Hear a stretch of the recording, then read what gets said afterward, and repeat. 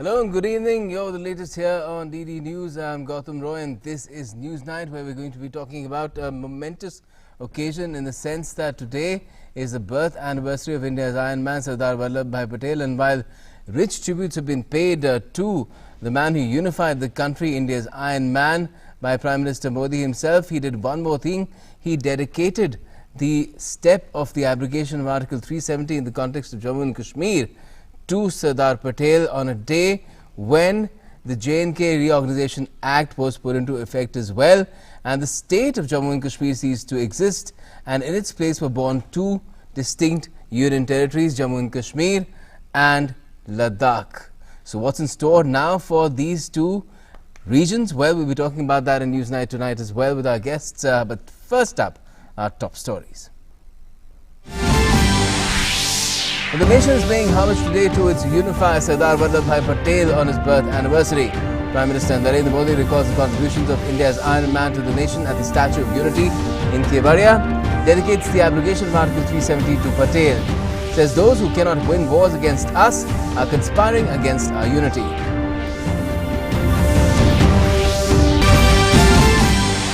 President, Home Minister and several other top leaders also pay rich tributes to Sardar Patel. Amit Shah says the PM has shut the doors on terrorism by abrogating Article 370 and 35A. Run for Unity organised in all parts of the country. Pledge for Unity also administered.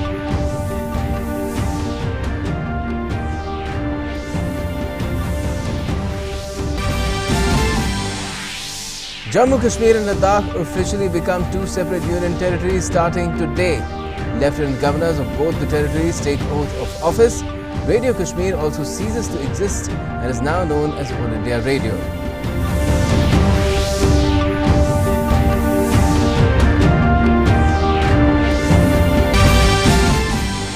India counters China's objections to the bifurcation of J&K into two union territories. The Ministry of External Affairs says reorganization is entirely India's internal matter.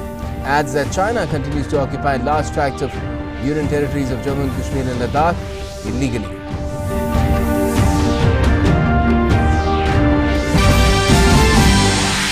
The PM is visiting Thailand from the 2nd to the 4th of November to attend the ASEAN India, East Asia and RCEP summits. MEA says negotiations for resolving outstanding issues on RCEP are still ongoing in Bangkok and leaders will review the situation at the summit. Shiv Sena picks Eknath Shinde as the leader of its legislative party in Mumbai. They also call on Maharashtra governor during the day. The suspense over government formation in Maharashtra still lingers.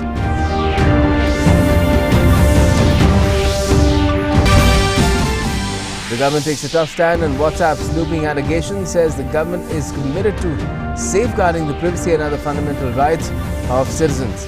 Strict action will be taken against violators.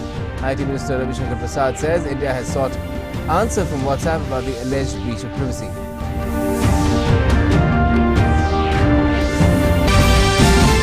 And German Chancellor Angela Merkel is touching down in Delhi tonight. She'll be holding bilateral talks with Prime Minister Modi tomorrow. Reports say a host of MOUs and agreements numbering up to 20 are likely to be signed.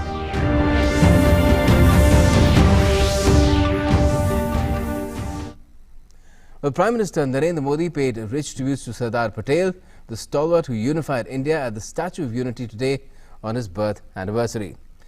The PM said he was a leader of farmers, a great administrator and uncompromising when it came to safeguarding the rights of the poor. He said India will always remember Sardar Patel's unparalleled contribution. He took the salute at the Ekta Divas parade and administered the National Unity Day pledge as well. The PM also inaugurated a police technology exhibition in Kevadia. Here's more.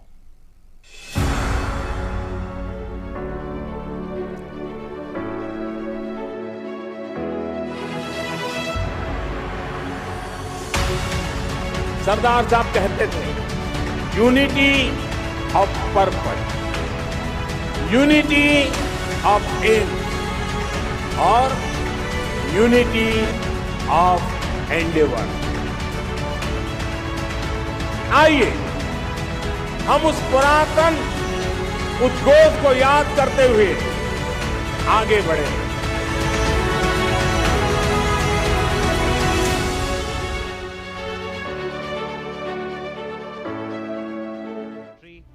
Prime Minister Narendra Modi paying tributes to the Iron Man Sardar Vallabhbhai Patel on his 144th birth anniversary.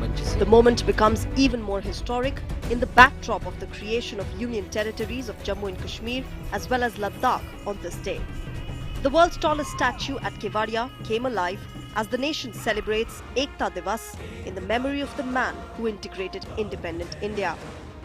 For the first time, the Ekta Divas parade was held in the shadows of the towering Iron Man. As the first Home Minister of independent India, Sardar Patel headed police, security and paramilitary forces.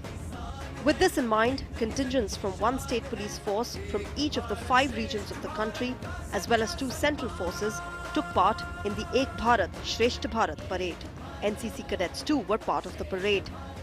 After the presentation of flags, the Prime Minister administered the Ekta Pledge. अखंडता और सुरक्षा को बनाए रखने के लिए स्वयं को समर्पित करूंगा.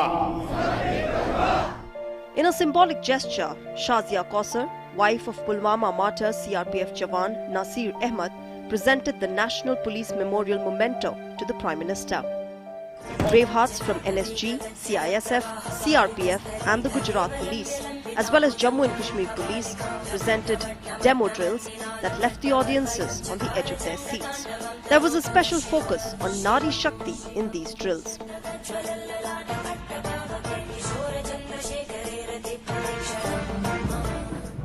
The parade culminated on a musical note with police and security force bands marching to several tunes.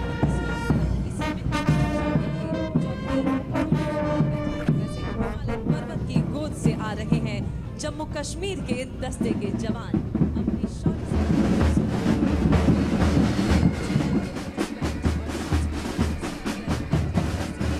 Prime Minister Modi also inaugurated the Police Technology Exhibition.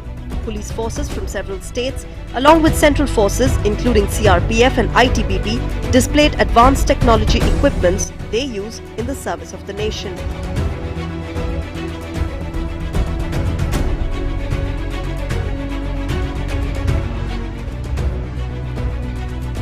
Parallel to this show of strength was the display of valor by the country's police and central forces, who are committed to ensuring unity in diversity thrives in our vibrant democracy.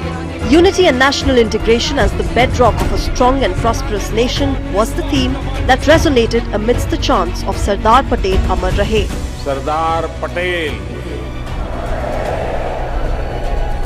With Sudhakar Das and Meghna Dev in Kevadia, Bureau Report, DD News. Sardar Patel. And paying glowing tributes to Sardar Vallabhbhai Patel on National Unity Day, Prime Minister Modi said the abrogation of Article 370 ushers in a new era of rapid development and integration for the region. Hitting out at separatist forces, the PM called on one and all to defeat their ill intentions by standing united for national good. Prime Minister Modi stressed on his government's commitment to emotional, economic and constitutional integration of the country in keeping with Sardar Patel's vision. जो हमसे युद्ध नहीं जीत सकते, वो हमारी इसी एकता को चुनौती दे रहे हैं. सदियों की ऐसी ही कोशिशों के बावजूद हमें कोई मिटा नहीं सका. हमारी एकता को कोई परास्त नहीं कर सका. Addressing the nation on the occasion of the Rashtriya Ekta Divas, Prime Minister Narendra Modi emphasized that India's true strength lies in our unity, and unity in diversity is the essence of our constitution. He urged people to be vigilant against those who are a threat to this spirit. हमें हर पल विविधता के हर अवसर को celebrate करना है, उत्सव के रूप में उसको मनाना है, जी जान से जुड़ना है. और यही तो एक भारत श्रेष्ठ भारत, यही तो नेशन बिल्डिंग है. Adding to the significance of the 31st of October is the fact that it marks bifurcation of the state of Jammu and Kashmir into 2 union territories, post the abrogation of Article 370. Prime Minister Modi dedicated this historic event to the Iron Man of India, Sardar Vallabhbhai Patel. कभी सरदार पटेल ने कहा था कि अगर कश्मीर का मसला उनके पास रहा होता तो उसे सुलझने में इतनी देर नहीं होती। मैं आर्टिकल 370 को हटाने का फैसला एकता के साथ 5 अगस्त को जो महान निर्णय किया है, उस महान निर्णय को मैं सरदार साहब को समर्पित करता हूं। Terming Article 370 as the biggest hurdle in the development of Jammu and Kashmir that created a wall between the state and the rest of the country, the Prime Minister said that its removal not only brings political stability but will also open gateways for development in Jammu, Kashmir and Ladakh. The Union territories now enjoy all benefits on par with the rest of the nation. This includes the salaries under the 7th Pay Commission for all government employees in J&K as well as Ladakh. Jammu Kashmir और लद्दाख में नई व्यवस्थाएं जमीन पर लकीर खींचने के लिए नहीं है, बल्कि विश्वास की एक मजबूत कड़ी बनाने के लिए किया गया सार्थक प्रारंभ है। यही विश्वास है जिसकी कामना सरदार वल्लभ भाई पटेल ने भी जम्मू कश्मीर और लद्दाख के लिए की थी, सपना देखा था। Describing Sardar Patel as the architect of integrated independent India, Prime Minister Modi said that his government is working tirelessly to fulfill his dream of Ek Bharat Shresth Bharat. हम संपूर्ण भारत के इमोशनल, इकोनॉमिक और constitutional integration पर बल देने की परंपरा को आगे बढ़ा रहे हैं। ये वो प्रयास है जिसके बगैर 21वीं सदी के विश्व में भारत की मजबूती की कल्पना हम नहीं कर सकते। The Prime Minister also spoke of the changing face of the Northeast. He said that his government is committed to the emotional, economic and constitutional integration of the region. The PM said that the feeling of isolation was giving way to one of inclusion in the Northeast. Decades-old issues like Naga insurgency are now being addressed through dialogue, and enhanced connectivity is also bringing it closer to the rest of the nation. Urging people to stand united, the PM asserted that a new India could only be built by making Sardar Patel's vision of Ek Bharat Shresth Bharat a reality. With Meghna Dev and Sudhakar Das in Kevadia, Gujarat, DD News. And later in the day, the PM also addressed civil service probationers at Kevadia. He urged them to inculcate the vision of Sardar Patel in their service to the nation to bring meaningful change in people's lives. राष्ट्र का प्रगति का माप उसकी नैतिक प्रगति कितनी हुई उसके पर निकलता है। It was the vision of independent India's first Home Minister Sardar Patel that instituting civil services is essential for the integration and development of the nation. With the same values in heart and New India's vision in mind, Prime Minister Narendra Modi addressed civil service probationers at the Statue of Unity in Kevadia. In his address, the Prime Minister said, strong willpower is imperative for ensuring meaningful change in people's lives. ऐसी bureaucracy जो creative और constructive हो, जो imaginative और innovative हो, जो proactive और polite हो, जो प्रोफेशनल और प्रोग्रेसिव हो, जो एनर्जेटिक और एनेबलिंग हो, जो एफिशिएंट और इफेक्टिव हो, जो ट्रांसपेरेंट और टेक एनेबल हो. On the occasion of the 144th birth anniversary of Sardar Patel, Prime Minister Modi gave the probationers the mantra to carry out their responsibilities effectively. जो महात्मा गांधी ने रास्ता दिखाया था, आपका फैसला समाज के आखिरी छोर पर जो व्यक्ति खड़ा है, उसकी आशा आकांक्षाओं को वो पूरा कर पा रहा है या नहीं कर पा रहा है. और दूसरा, आपका फैसला इस कसौटी से कसना चाहिए कि आपका निर्णय देश की एकता, अखंडता और प्रगति को आगे बढ़ाने वाला हो, उसे मजबूत करने वाला. The Prime Minister told civil service probationers that their vocation is not only about a job and a career, but the willingness to serve is at its heart. He said although officers take decisions keeping local circumstances in mind, they should also assess the impact of their decisions on a wider national scale. आप जो भी निर्णय लेंगे, उनका scope बेशक स्थानीय होगा, क्षेत्रीय होगा, लेकिन उनका पर्सपेक्टिव नेशनल होना चाहिए। आपकी पहचान हार्ड पावर से नहीं, सॉफ्ट पावर से होनी चाहिए। The Prime Minister also urged probationers to leave colonial bureaucratic hangovers behind. He advised them to honestly self-assess upon getting feedback related to their actions. He said it is necessary to leave room for criticism and to have a positive outlook towards it. Beginning their career under the tutelage of the architect of modern India, Sardar Vallabhbhai Patel, this batch of civil service probationers are vital to achieve an unmatchable Ek Bharat Shresth Bharat. With Meghna Dev and Sudhakar Das in Kevadia, DD India. And it was also a day mixed with solemnity and celebration as the nation paid homage to India's Iron Man Sardar Vallabhbhai Patel on his birth anniversary. While President, Prime Minister and other top leaders paid rich tributes to him, the Pledge of Unity was also administered in different parts of the country to keep it united and secure. Home Minister Amit Shah flagged off the run for unity in the national capital, but the National Day of Unity also saw similar runs being undertaken in almost all corners of the country.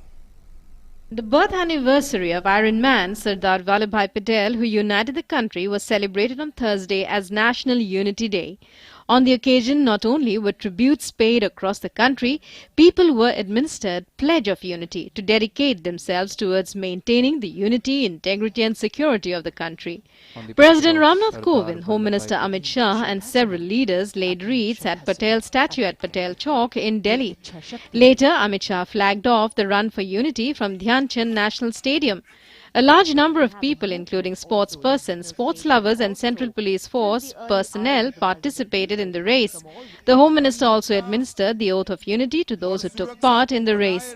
On the occasion, Amit Shah said that Article 370 and Article 35A were the gateway to terrorism in Jammu and Kashmir, and Prime Minister Narendra Modi had cancelled it and closed that road.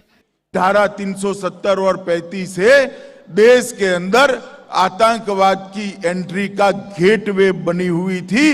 इसको वो gateway को रुक जाओ कर एक फाटक लगाने का काम भारत के प्रधानमंत्री नरेंद्र मोदी जी ने किया है। Several programs organized in many parts of the country to mark the occasion. In Ahmedabad, Gujarat Chief Minister Vijay Rupani flagged off the Run for Unity on the birth anniversary of Sardar Patel. In Lucknow, Chief Minister Yogi Adityanath flagged off the Run for Unity after garlanding the statue of Sardar Patel in the GPO Park premises. Chief Minister Manohar Lal Khattar participated in the Run for Unity program in Panchkula of Haryana. In Maharashtra, Governor Bhagat Singh Koshyari and Chief Minister Devendra Fadnavis flagged off Run for Unity in Mumbai. Union Finance Minister Nirmala Sitharaman participated in the Run for Unity event in Chennai, Tamil Nadu on the birth anniversary of Sardar Vallabhbhai Patel. Union Minister Dharmendra Pradhan participated in the Run for Unity program in Bhubaneswar. In Delhi, the Railway Minister paid tribute to Sardar Patel and administered the Pledge of Unity to railways personnel and many international sportsmen. In Hyderabad, Union Minister Purushottam Rupala participated in the Run for Unity.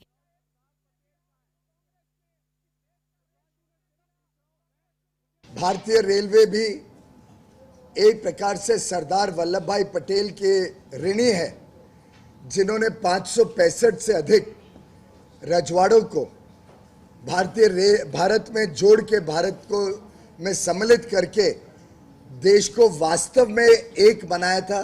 There was an overflow of enthusiasm for the Run for Unity in Srinagar. In this state, which has been conferred Union Territory status, people had remembered Sardar Patel as Iron Man and paid their respects to him. In Kolkata too, people participated enthusiastically in the Run for Unity. Run for Unity was also organized in Puducherry. Chief Minister V. Narayanasamy flagged off the program. He also administered the oath of national unity to the people.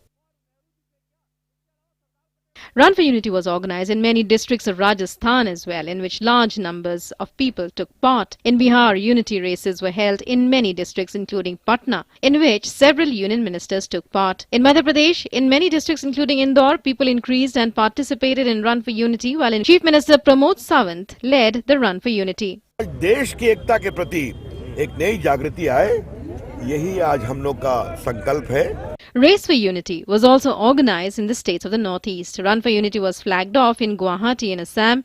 A Run for Unity program was organized in capital Imphal in Manipur. Many dignitaries were present on the occasion. A large number of people participated in the Run for Unity in Tripura as well. On the birth anniversary of Sardar Patel, Union Minister for Environment, Forest and Climate Change, Prakash Javadekar, paid tributes to him. He said that Sardar Vallabhbhai Patel had an important contribution in making the country a united nation.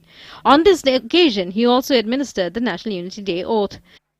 The birth anniversary of Sardar Vallabhbhai Patel was also celebrated in the Prasar Bharati Secretariat in Delhi. Prasar Bharati Chairman Dr. A. Surya Prakash administered the pledge to preserve the unity, integrity and security of the nation.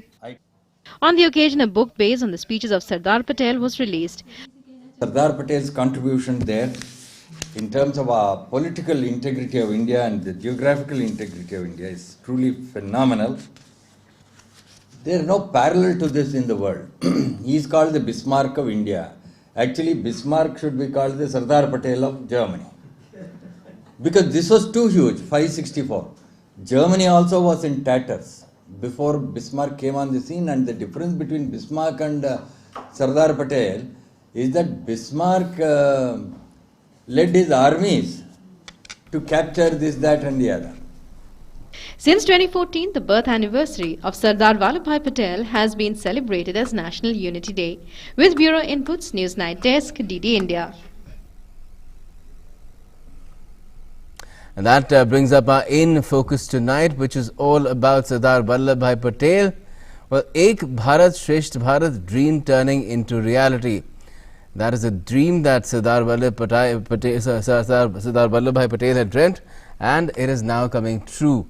We have to talk about it noted historian Professor Makhan Lal with us in our studio, and we also have Praful Ketkar, editor of the Organizer, with us.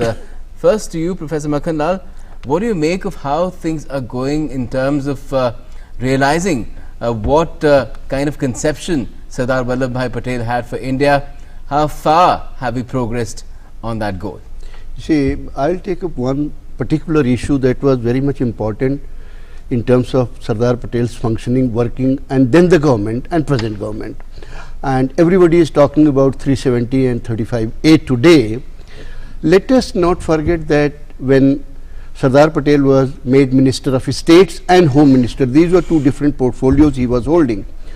And one of the jobs was to integrate all the existing states, independent Raja Rajwade.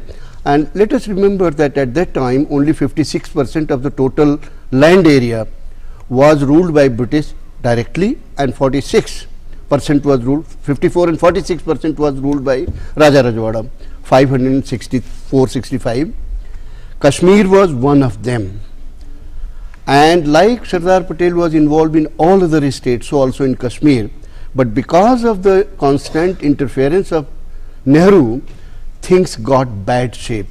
And actually, if you recall and go through the first volume of 13 volume, Sardar Patel correspondence edited by Durga Das, you will discover that Kashmir issue, Article 370 was just not there. 35A was way, much late in 50s it was added. Article 365 was one dealing with Kashmir and other states. After it was sealed in the Constituent Assembly, Sheikh Abdullah met Pandit Nehru, demanded that there should be special status. Pandit Nehru put Gopalaswamy Iyengar for the job, and Article 370 came in. It is all there on the record, even in Constituent Assembly and Sardar Patel correspondence, that Sardar Patel was sent this draft with a note that very few changes have been made. Sardar Patel wrote, for your kind approval. Sardar Patel showed that whole thing is a new draft, a new clause. My approval does not, come in. I don't approve this, and this is an incorrect thing. In order to please Sardar Patel, word transitional provision was added, because the resentment was so strong on part of Sardar Patel, and Sardar Patel is on the record in black and white that this article will bleed India to no end, or Hindi mein likha Jawahar roega. That's what he wrote. And actually this transitional provision became permanent, and consequently Kashmir remained out of India geographically and constitutionally. One of the greatest dreams that was Sardar Patel always said, had it not been taken away from me, Kashmir would have been part of India. Now that lacuna, temporary provision, has been removed, and that is something, provisional provision has been removed. That is the now real integration of India. Now India, as it was on 15th August 1947, is one. And that is the greatest realization of dream of Sardar Patel, and that's how I see it. But Professor Kelkar, Nehru had his own justification for what was done at that stage, but that was done more than 7 decades ago. See, Nehru did not have bad intention, but perhaps there was, too many, a different kind of ego clash that was taking place between 2-3 different characters. One was, of course, Sheikh Abdullah, Maharaja Hari Singh, Mountbatten, and Nehru. And there, all of them, found anyway, Pandit Nehru had, a very regressive kind of image about all princely states and their rulers, but he was particularly annoyed with Maharaja Hari Singh, and that's why he made it a precondition that if this accession has to be completed, then the charge has to be handed over to Sheikh Abdullah. Here, why I find Sardar Patel and his role very important. That time it was not 370, it was 306A.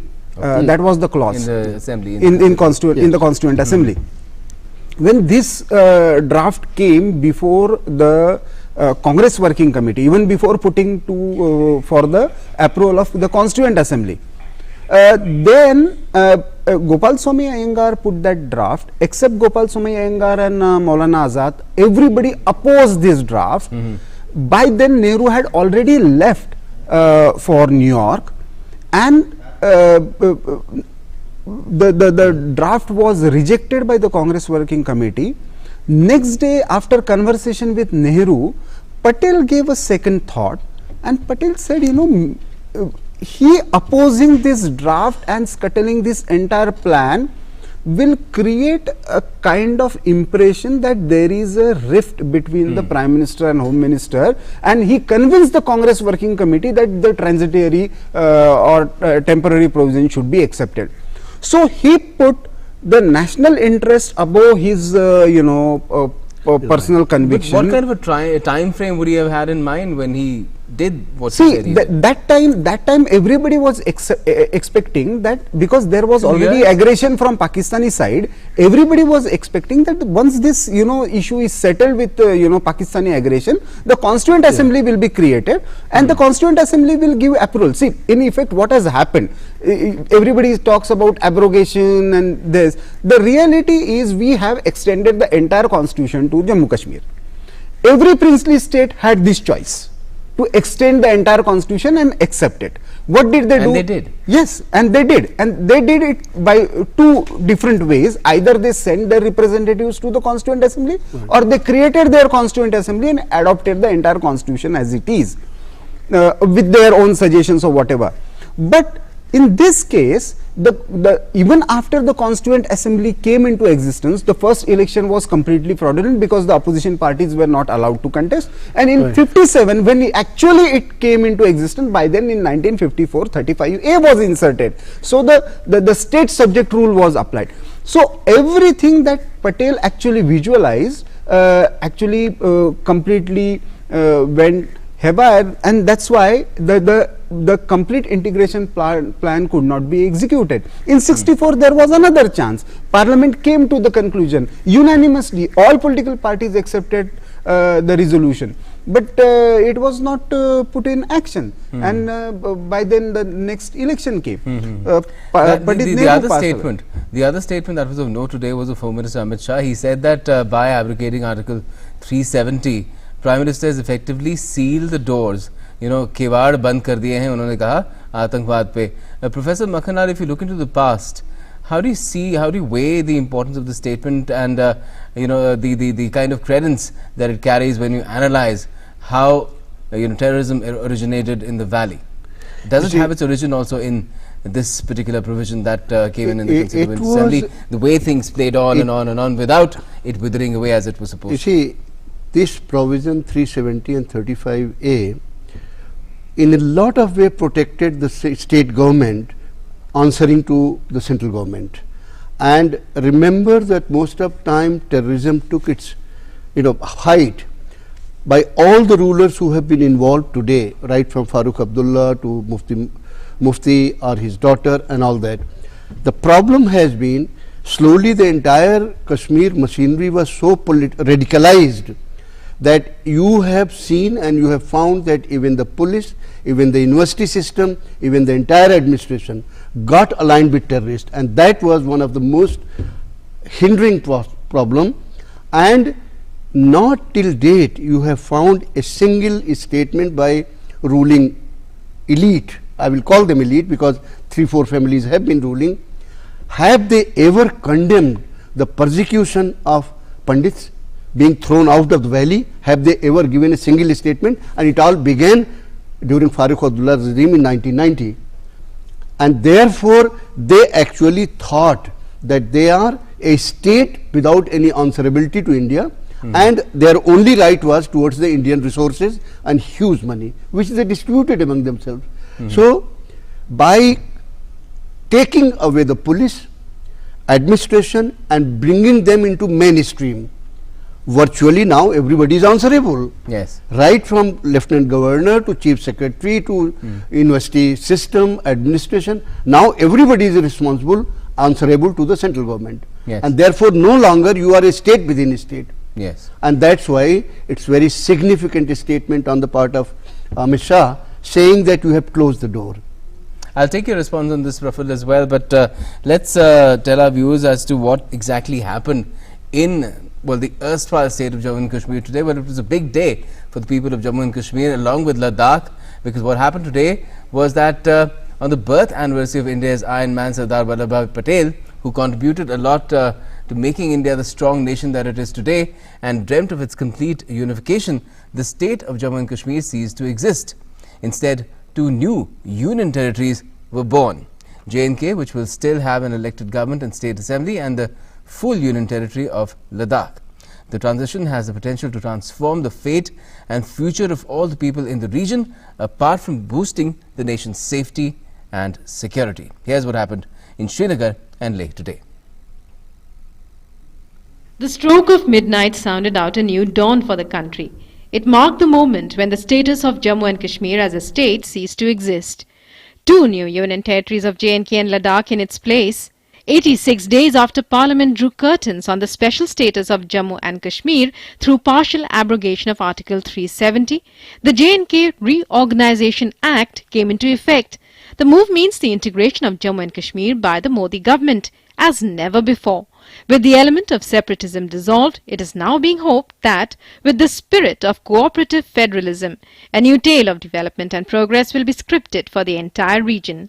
Jammu Kashmir में एक राजनीतिक स्थिरता आएगी. अब निजी स्वार्थ के लिए सरकारें बनाने और गिराने का खेल बंद होगा. अब क्षेत्र के आधार पर भेदभाव के शिकवे और शिकायतें खत्म हो जाएगी. अब कोऑपरेटिव फेडरलिज्म की असली भागीदारी विकास यात्रा के लिए कदम से कदम मिलाकर के चलने का युग का आरंभ होगा. On Thursday, Chief Justice of Jammu and Kashmir High Court, Geeta Mittal, administered the oath of office to Girish Chandra Murmu as the first Lieutenant Governor of the Union Territory of Jammu and Kashmir and R.K. Mathur as the first Lieutenant Governor of the Union Territory of Ladakh. Girish Chandra Murmu is a Gujarat cadre IAS officer of 1985 batch, whereas Radhakrishna Mathur is a Tripura cadre IAS officer of 1977 batch. People of both the Union Territories are happy with the development. Ladakh के लिए ही नहीं पूरे भारत देश के लिए एक ऐतिहासिक दिन है। भारत के यशस्वी माननीय प्रधानमंत्री श्री नरेंद्र मोदी जी के लीडरशिप में, माननीय अमित शाह जी के लीडरशिप में पूरे लद्दाख वासी के समेत पूरे देशवासी, जहां तक मेरी जानकारी में है, पूरे देशवासी इस बात पे बहुत खुश है। यहां से लेके हम एक नए इतिहास शुरू कर रहा है, तो इस बात को लेके पूरे लद्दाख वासी के समेत पूरे देशवासी बहुत खुश है। It is noteworthy that the change has taken place under Jammu and Kashmir Reorganisation Act 2019. According to the Jammu and Kashmir Reorganisation Act 2019, the Union Territory of Jammu and Kashmir will have a Vidhan Sabha like Puducherry. But Ladakh will be a Union Territory without Vidhan Sabha like Chandigarh. The President's rule imposed in undivided Jammu and Kashmir has been revoked. In a series of changes, the name of radio stations in Jammu, Srinagar and Leh has also changed. Now these radio stations would be known as All India Radio Jammu, All India Radio Srinagar and All India Radio Leh. The radio stations in Kashmir, which were called Radio Kashmir, are now going to be called All India Radio. So I think significant. At this moment, I think we should remember the various staff of All India Radio and Doordarshan who laid down their life in Kashmir over the years due to various circumstances in the line of duty. I think today's announcement should also, be a dedication to them. These developments would not only change the political map of J&K and Ladakh and make new political power centers, but also complete the process of unification of India initiated by Sardar Patel 72 years ago. With Neha Jalali and Rama Tyagi, Newsnight Desk, DD India. So a single step holds a lot of promise not only for the people of J&K but for the entire nation in terms of its safety and security. Praful Ketkar, if I could ask you again about what the Home Minister today said, that this step has ensured that the doors on terrorism are completely shut in the valley. This will usher in that sort of determinant change. See, the legal and political history that we were discussing, in the first part, what it did actually is one is misgovernance, alienation and interference from outside. So these three factors actually created ground for militancy. Now that militancy had developed in a sort of industry, all economic interests converge in kind of one sort of profession of violence in the form of militancy and terrorism. Now you cannot deal with such kind of problem with piecemeal approach, with some kind of dressing. You need a surgery. What this government has done in the month of August is a kind of treatment, a shock treatment or surgery, which will require a kind of follow-up, healing touch, rehabilitation process, but it has given that shock. And what could have been the better moment than October 31st, the National Unity Day, to actually bring that everything into action. This thing will at first level will solve entire issues related to Ladakh, because it was creating a sort of alienation in a comparatively very peaceful region of Ladakh also. That is sorted out. Secondly, the alienation that was created in Jammu, because everything was so Srinagar Valley centric. Right. I am not even saying Kashmir centric, Srinagar Valley centric.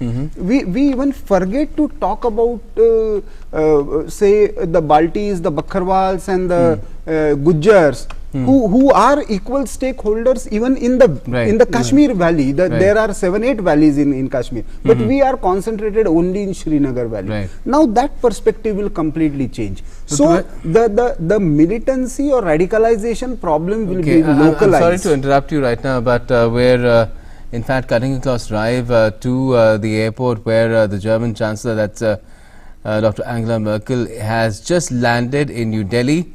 With me on the phone line is my colleague Abhishek Jha, our correspondent there. You can see Minister of State PMO Dr. Jitendra Singh receiving her along with other officials. Abhishek, just tell us what's in store with Angela Merkel's latest visit to India. She's been coming fairly often on a regular basis, almost every year, to the country, and every time we see the relations between Germany and India strengthening further and further.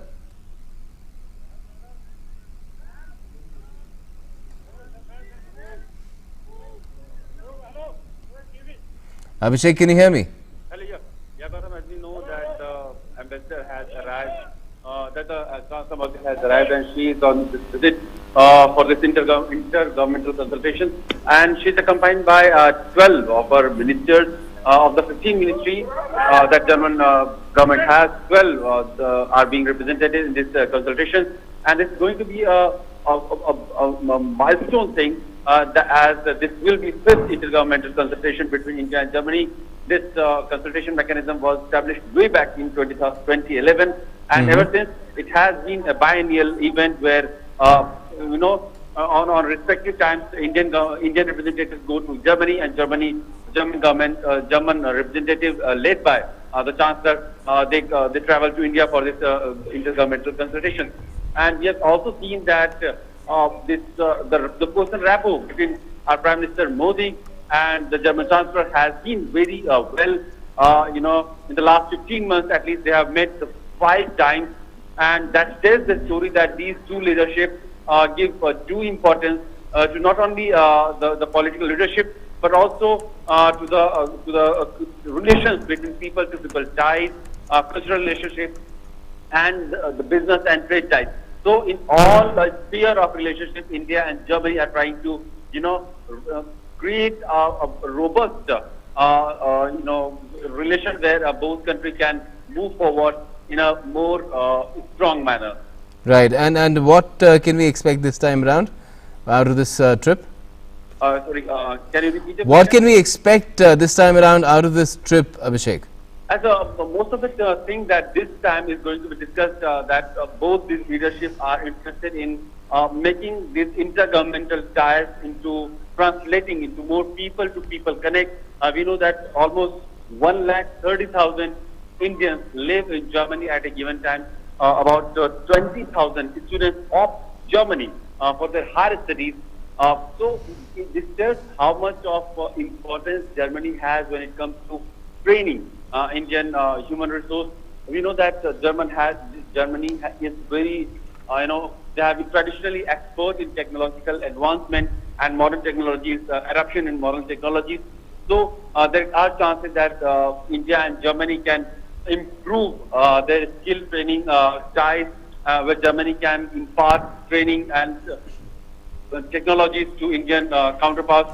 Also, we have seen Germany has been a leader in sports and football, and we know that there could be some collaboration in this sphere also, where German trainers can come and they can train Indian footballers, because we know in the last few years we have seen Indian football scenario coming up in a big way, where not only Indian but foreign football clubs and foreign investors are also taking interest. So this could be one of the areas. Also, Germany has a huge interest in India's traditional way of life, including yoga and Ayurveda. So these are the areas where these two leaders can talk about. Of course, there will be talk about regional security, global order, and Asia Pacific, and all those strategic issues that will be discussed.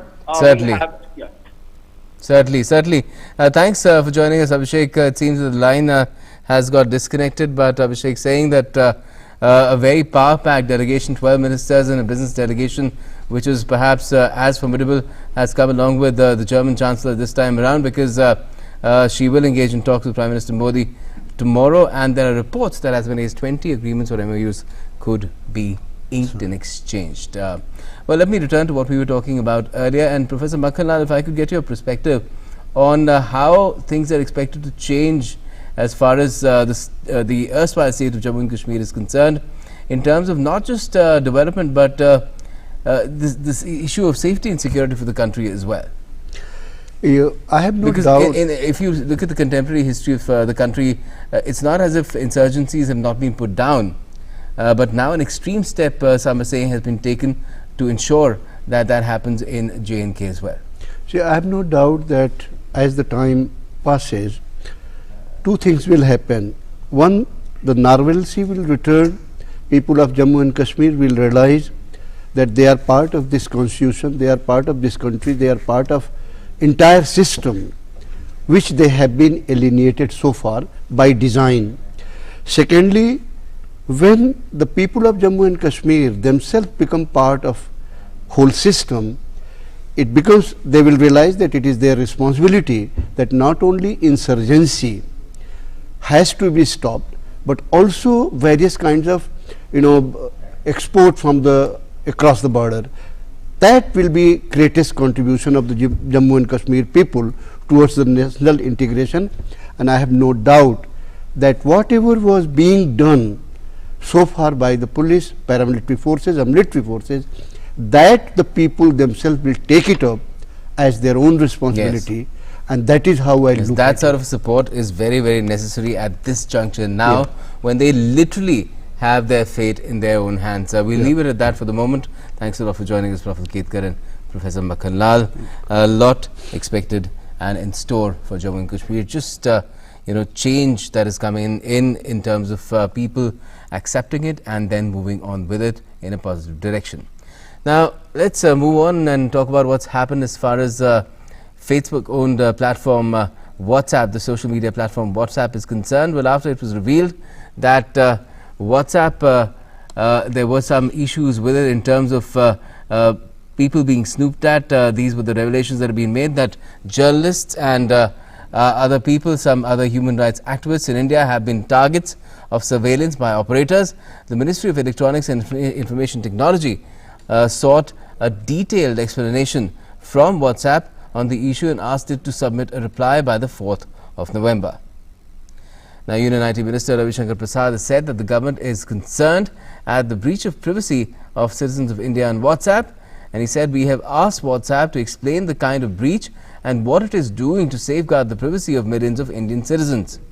He also said, assuring people that the government is committed to protecting the privacy of all Indian citizens. He added that the government agencies have a well-established protocol for an interception from highly ranked officials in central and state governments for clear stated reasons in the national interest. The minister also hit out at the opposition for targeting the government over the issue, saying those trying to make political capital out of it need to be gently reminded about the bugging incident in the office of the then eminent Finance Minister Pranab Mukherjee during UPA regime. Also a gentle reminder of the spying over the then Army Chief General V.K. Singh. These are instances of breach of privacy of highly reputed individuals for personal whims and fancies of a family. Now, suspense over government formation in Maharashtra is still lingering, although on Thursday it saw the Shiv Sena picking a leader of its legislative party in the form of Eknath Shinde. A delegation of the BJP's regional ally also met Maharashtra Governor Bhagat Singh Koshyari at Raj Bhavan in Mumbai today. The Sena seems to have softened its stand over the last couple of days with less talk of its earlier insistence on the 50-50 formula. But how are things being worked out with the BJP remains unclear. A week after announcement of results for the October 21st Assembly elections, there appeared no headway in government formation in Maharashtra. On Thursday, the Shiv Sena elected Eknath Shinde as the party's leader in the state legislature. Uddhav Thackeray was also present at the meeting. BJP and Shiv Sena have not resolved their differences over the formation of government in the state. Shiv सेना के पक्ष प्रमुख उद्धव ठाकरे साहब और शिवसेना नेता युवा सेना प्रमुख आदित्य ठाकरे जी, इन दोनों का मैं शुक्रगुजार हूँ, उनको धन्यवाद देता हूँ, उनका आभार व्यक्त करता हूँ कि विधानसभा गठनेता के रूप में मुझे उन्होंने जिम्मेदारी दी है और इसका खुद सुझाव जो है, प्रस्ताव जो है आदित्य ठाकरे जी ने रखा, इसलिए मेरे लिए बहुत ही ये भाग्य की बात है, उनको मैं धन्यवाद देता हूँ. Amid all these developments, a delegation of Shiv Sena leaders, including MLA Aditya Thackeray, met Maharashtra Governor Bhagat Singh Koshyari at Raj Bhavan in Mumbai. राज्यपाल महोदय से हमने मिलकर यही एक दरख्वास्त की है, विनती की है कि सारे जो विधायक आए हैं महाराष्ट्र भर के, हमारे जो 63 विधायक हैं, उन्होंने यही एक विनती की है कि जो महाराष्ट्र में बारिश हुई अभी नवंबर में, जो स्टॉर्म आके गया, जो भी नुकसान हुआ है, मच्छीमार बांधों का हो, किसान बांधों का हो, उनको नुकसान भरपाई मिलनी चाहिए। जो भी नुकसान हुआ हो उसके लिए उनको मदद मिलनी चाहिए। और राज्यपाल महोदय ने हमें यह आश्वासित किया है कि खुद सेंटर से बात करेंगे और जो भी यंत्रणा लोकली लगती है, जो भी कलेक्टर की यंत्रणा हो, जो भी हो, वो सारी एक्टिवेट करके लोगों की मदद करेंगे। On Wednesday, Devendra Fadnavis was again elected as the leader of the BJP legislature in the assembly. Shiv Sena is insisting on a 50-50 formula for formation of the government in the state. The two parties contested together and won a majority in the assembly. Shiv Sena has softened its stand, but the picture is not yet clear on the formation of the government and distribution of portfolios between the two parties. With inputs from Mumbai Bureau, DD India.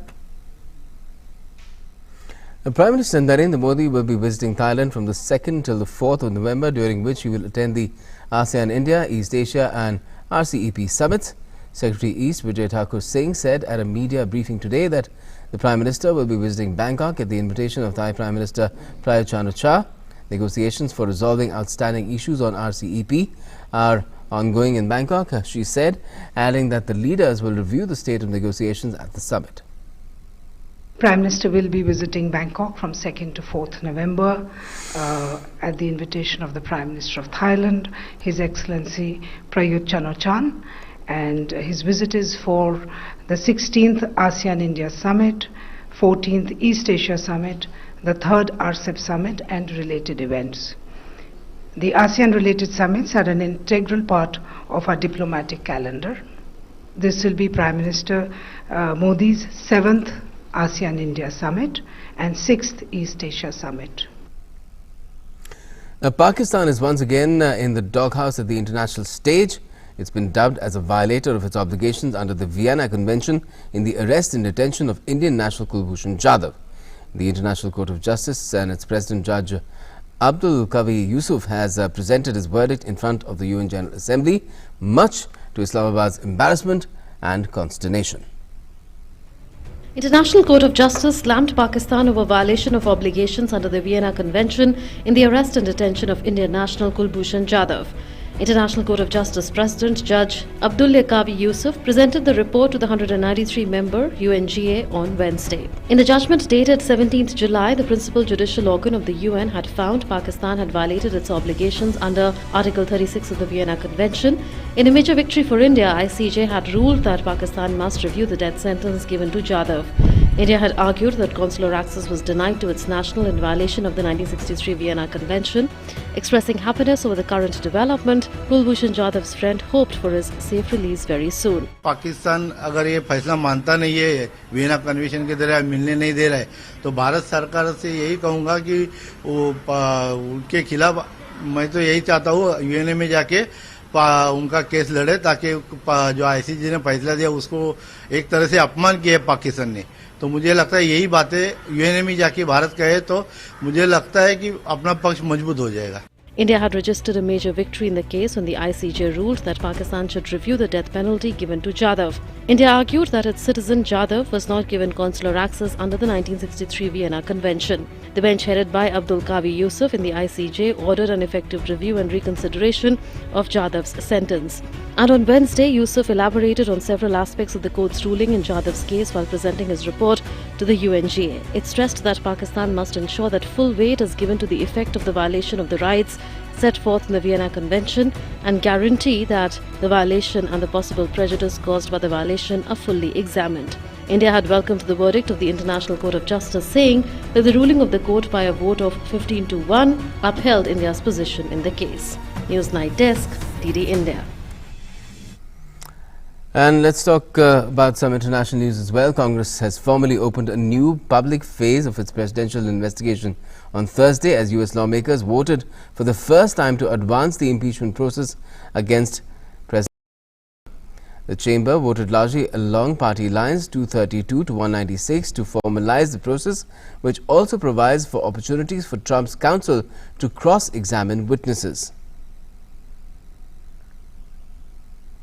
Tragic news coming in from Pakistan. At least 74 people have lost their lives and several others injured as a massive fire broke out on a moving train in Pakistan's eastern Punjab province today after a gas canister carried by a passenger exploded. The train, Tezgam Express, was on its way to Rawalpindi from Karachi when the fire broke out, destroying 3 of its carriages, including 2 economy class carriages and 1 business class carriage at Liakatpur near Rahim Yar Khan in the Punjab province. District Emergency Officer RYK Bakir Hussain has confirmed that 74 passengers have lost their lives in the conflagration. Most deaths occurred from people jumping off the train. That's what the authorities have said, adding that the toll could rise further as more than 40 passengers have suffered severe burn injuries. North Korea fired 2 short-range projectiles on Thursday, the South's military said, with nuclear talks between Pyongyang and Washington at a deadlock. The weapons were launched from South Pyongyang province in an eastern direction over the sea. It's the latest in a series of launches by the North, but the first since the 2nd of October, when it fired a sea-launched missile in a provocative move. A submarine-based missile capability would change the military balance as well. The South's National Security Council expressed strong concern over Thursday's launch, and Japanese Prime Minister Shinzo Abe condemned it, saying it threatens peace and stability of the country and the region. Japan's Defense Ministry described the weapon as almost like a ballistic missile. Pyongyang is banned from ballistic missile launches under UN Security Council resolutions.